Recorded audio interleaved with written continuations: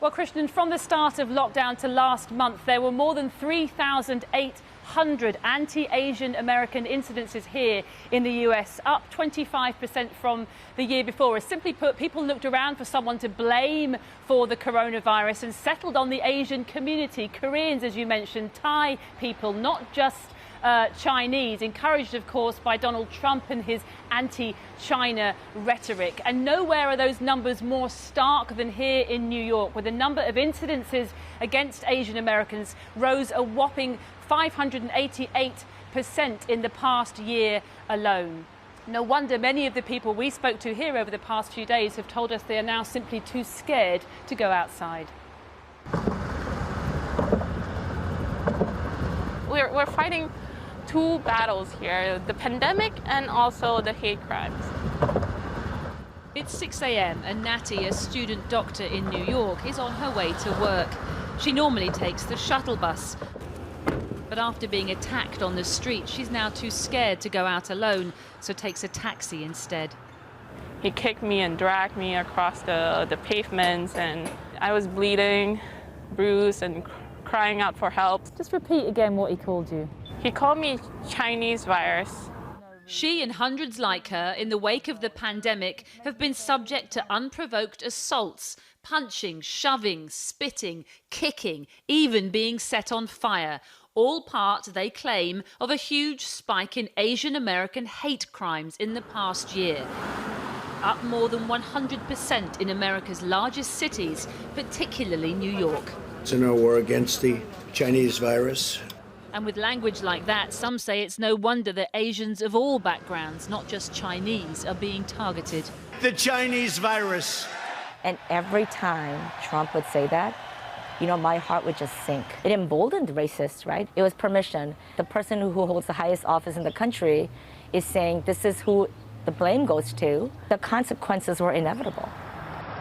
And yet, she says, it wasn't until 8 people, 6 of them Asian American women, were gunned down in Atlanta last week that the issue was finally catapulted to front and center stage.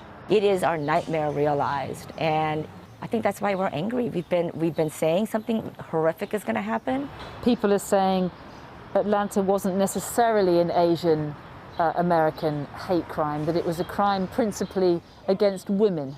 I'm so angry by that response. He ended up killing the Asian workers. I mean, how much more of a hate crime is that?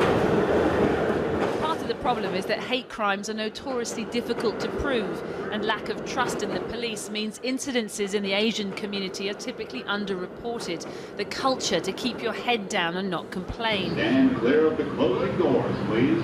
And quite frankly, I'm scared I'm going to get beaten up again.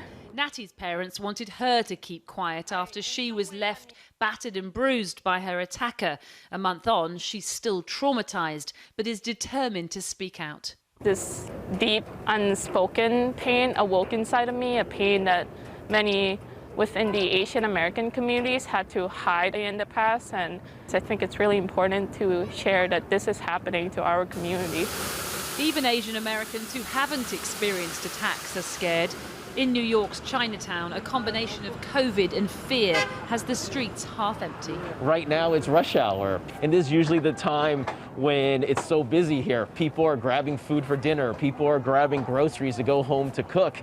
And as you see, we're walking by 5 storefronts that are closed down, and my staff have told us that they are more fearful of getting beat up by a stranger than they are of catching COVID.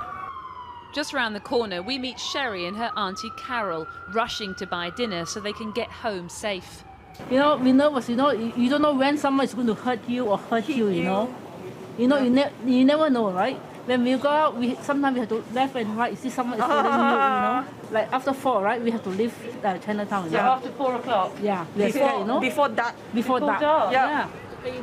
With takeaway in hand, they're off, hurrying through the streets. We're human beings like everyone else, Sherry says. We just want to live a normal life.